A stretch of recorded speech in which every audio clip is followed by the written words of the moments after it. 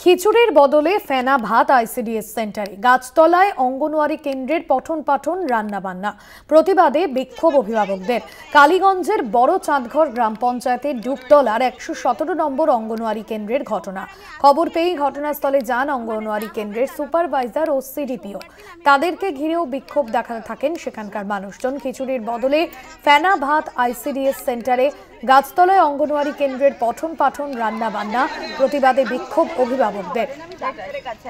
সন্তু সাহা আমাদের প্রতিনিধি রয়েছেন ফোন লাইনে। সন্তু, আইসিডিএস কেন্দ্রের কর্মীরা তারা কি বলছেন? দেখো, প্রথমে বলি যে অভিযোগ তা কিন্তু গুরুতর। একেবারে বট গাছের নিচে হাড়ি চাপিয়ে রান্না হচ্ছে। শুধু তাই নয়, বট গাছের নিচে রান্না নয়, একেবারে যেখানে যে খিচুড়ির বদলে দেওয়া হচ্ছে ফেনা ভাত, কার্য তারা এলাকাবাসী অভিযোগ করছে, অভিভাবকরা অভিযোগ করছে। দেখো, কালীগঞ্জের বড় চাঁদঘরের এই যে ঘটনা, এই ঘটনায় কিন্তু রীতিমতো একটা চাঞ্চল্য সৃষ্টি হয়।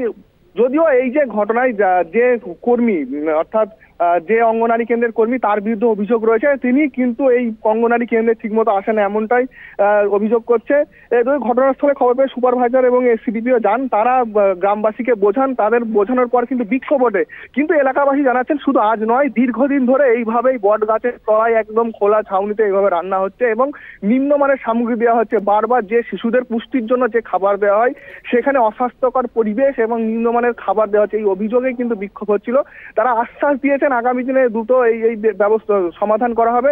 কিন্তু কবে হবে? বারবার, শুধু এই অভিযোগ প্রথম নয়, এর আগেও একাধিকবার এই ধরনের অভিযোগ উঠেছে। বারবার এই অভিযোগকে কিন্তু কার্যত এলাকাবাসীরা, অভিভাবকরা তারা কিন্তু বারবার অভিযোগ করছে এবং অভিযোগের জেরে কিন্তু তারা যেটা জানাচ্ছেন যে দ্রুত এই সমাধান না হলে কিন্তু আরো বড়সড় পদক্ষেপ নেবে। ধন্যবাদ সন্তু।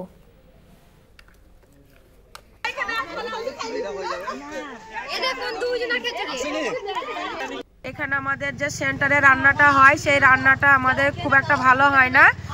পানির মতো, ফ্যানের মতো রান্না হয়। চাল ডাল খুবই কমই দেয়। আমাদের এখানে মানে সবজি কোনো ব্যাপার নেই, খোলা আকাশের নিচে এখানে রান্না হয়। এবং এখানে প্রচুর কমপ্লেন আছে ওয়ার্কার দিদিদের, এবং সেটা দেখে বোঝাও যাচ্ছে যে সেটা সঠিক।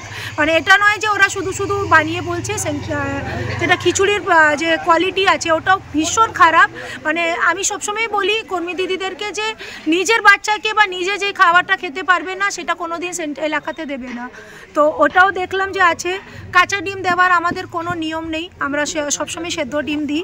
এবং এখানে গর্ভবতী মা, প্রসূতি মাদেরকে যেভাবে যে নিয়ম অনুযায়ী খাবার দেওয়ার, যে পরিমাণ হিসাবে খাবার দেওয়ার কথা, সেটাও দিচ্ছে না।